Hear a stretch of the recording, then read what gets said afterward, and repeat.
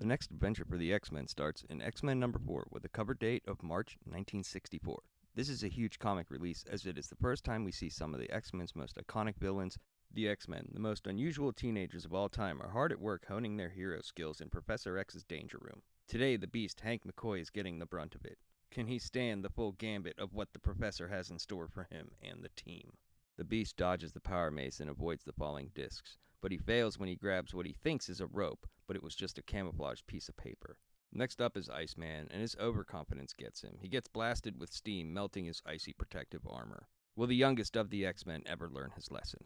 Marvel Girl's task is to open this box with her telekinesis. What's inside? A birthday cake. Yes, that's right. Today marks the day that the X-Men turn 1 year old as a team. They celebrate together with some cake. At another table, in another place, a very different group of mutants is having their own gathering. Toad, the brother-sister combo of Quicksilver and the Scarlet Witch, and Mastermind don't seem to be as close as the X-Men, but they may be more dangerous, and they're ready to tear each other apart. That is until Toad mentions the leader.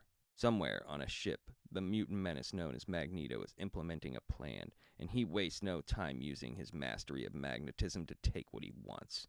Yes, this vessel will suit his needs perfectly. On a routine long-distance test flight, Angel sees a deserted ship that seems to be moving on its own. He thinks it must be a military target ship. He better get out of there fast. Back at the mansion, Angel flies in to get his vitals checked after such a long flight. He tells the professor and Jean about the unmanned ship he came across, but the professor feels something in his psyche. That ship Angel saw, something isn't right with it. The professor senses something ominous. Toad greets the leader of this odd group of mutants. Magneto doesn't like sniveling, but he is told of Mastermind's threats on the Scarlet Witch. He isn't pleased. Quicksilver wants to leave and take his sister home, but he can't.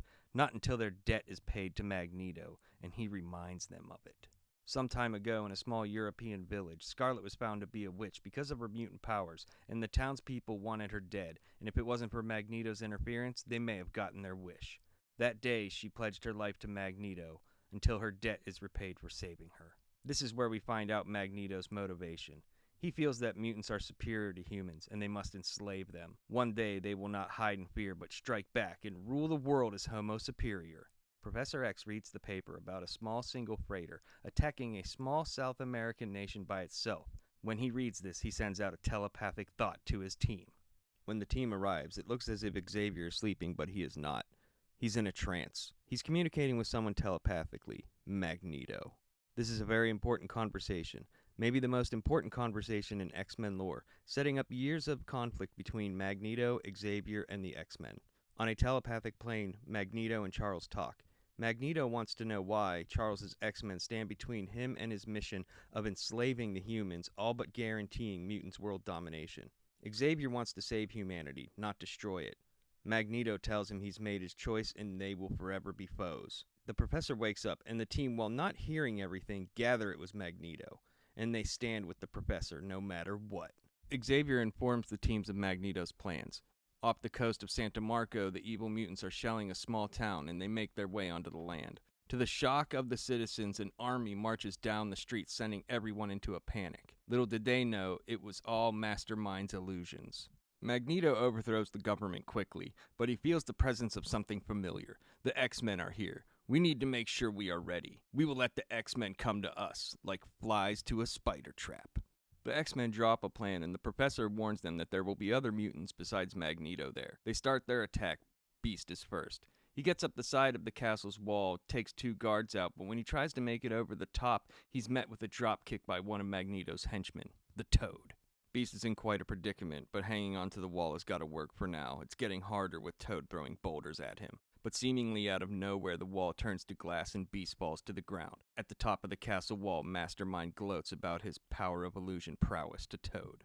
Angel maneuvers swiftly through the hail of bullets, picking off one soldier at a time, when suddenly a voice from a streaking object tells Angel he's fast, but not as fast as Quicksilver. What's a Quicksilver? Angel thinks to himself that the professor was right. There are other mutants here. Angel flies to a hallway, still being chased by what he can't see. You're right, you're faster than me. But speed isn't the only thing that counts. Angel backflips and stops on a dime, letting the speedster go right under him, smashing the wall at incomprehensible speeds. Maneuverability is very important as well. Dumbass. Angel gets his first look at who was chasing him no sooner than a woman in red appears before him screaming at him about hurting her brother. He's in unfamiliar territory. She points her finger and the ceiling comes crashing down around him. Before he loses consciousness, he hears the name Scarlet Witch and something about hex magic. The soldiers tie Angel up and Quicksilver wakes up with a headache. A very excited Magneto approaches, praising them on capturing one of the X-Men. His happiness is short-lived as a massive energy beam blasts through the wall. Magneto orders Quicksilver to attack. He dodges the massive energy beams, which are deceptively quick but nowhere near as fast as Quicksilver himself. He gets behind Cyclops, getting him into a headlock, but as Cyclops tries to fight back, his blasts score right through the ceiling where the Brotherhood's generator is. Magneto signals them to retreat. If that energy beam hits it, we're done for. The Brotherhood runs. Cyclops shoots the generator through the wall, saving them from being crushed to death. On the other side of the wall, Iceman looks up and sees a massive metal contraption flying right towards him. He makes an ice slide to save himself from any harm and starts scaling the outer wall using some ice spikes. Iceman finds Cyclops and Angel and they regroup and they try to chase down the rest of the Brotherhood. Along the way, they meet up with Beast and Marvel Girl. The team is all here. It's time to make their final push.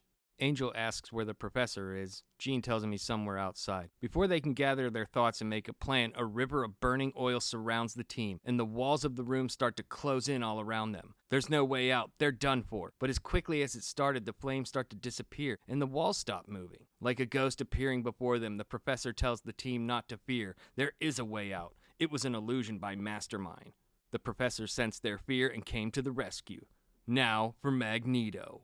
Somewhere in the castle, Magneto is wiring two bombs. One that is booby-trapped to go off when the X-Men enter the room, and a nuclear device, one strong enough to blow up the entire nation. Quicksilver objects to the killing of innocents. Magneto says they're merely Homo sapiens. They're not innocent. They would have killed you if they could. They fight only in self-defense. We must flee now. Running as fast as they can, there's only one room left. That has to be where Magneto and the Brotherhood are. Beast is about to open the door when, as quick as thought, the professor senses danger.